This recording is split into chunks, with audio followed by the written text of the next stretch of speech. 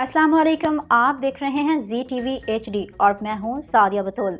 सबसे पहले शामिल करेंगे आज की अहम खबरें। ईद उल फितर की आमद और दर्जियों के नखरे भी आसमान पे। सराय जेलों में टेलर हजरात ने हाउसफुल के बोर्ड अवेजा कर दिए। इसी पे मजीद बात कर लेते हैं नुमाइंदा शाकिर अली से। शाकिर, तफसीलात से आगाह कीजिएगा।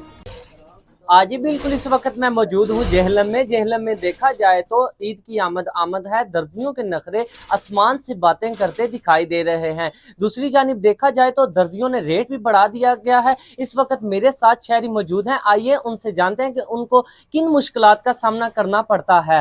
जी बताइए।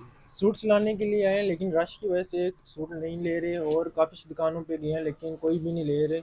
और इनके पास आए हैं लेकिन कहते हैं 3 सूट हैं तो लेकिन दो सूट सिलाई करके देंगे तो ईद ईद को भी चांद रात को मिलेंगे। इनके रेट भी काफ़ी ज़्यादा हैं और उनको हुकूमत को चाहिए इनके रेट भी कमी करें।